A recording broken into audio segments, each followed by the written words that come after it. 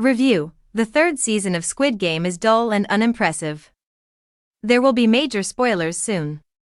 The novelty and subtlety that made the first season of Squid Game so popular were absent from the third and final season, which premiered 4 years after the first season's success.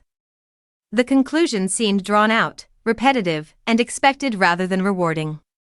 After Season 2's failed uprising, these last 6 episodes center on player 456 Gi-hun, Lee Jung-jae, who is grieving over the loss of his friend Young-bae, 390.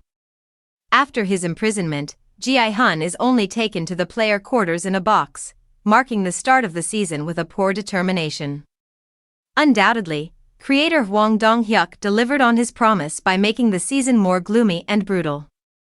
Even if hide-and-seek with knives, a large jump rope where players may fall to their deaths, and a sky Squid Game that doesn't play anything like the actual game all offered horrifying, gruesome moments, a performance cannot be maintained by spectacle alone. I remember being captivated by the first season's depiction of how each violent scene had a larger purpose. It looked at how individuals lose their dignity due to economic inequality and how the vulnerable in our society are pitted against one another while the wealthy profit and watch. Violence wasn't the only thing involved. It was grotesquely realistic because the people felt so real.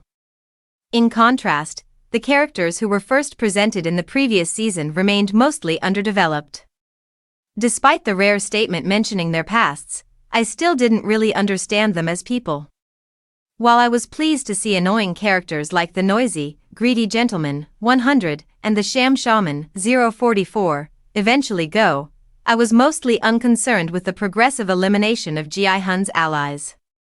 The exceptions were the deaths of elderly mother Geum-ja, 149, and trans veteran Hyun-ju, 120. Both characters had depth, yet their commonplace deaths appeared depressing. Though their attempts at humor were confined to corny comments, the VIPs were given more screen time than in the previous season. Seeing Gi-hun bravely take his own life to secure the baby's triumph was tragic and hollow. The death was intended to shock rather than forward the story, despite the superb performance. What annoyed me the most was the main plotline coming apart. I became interested in Gi-hun's quest because I believed the show was building to the pivotal moment in the games.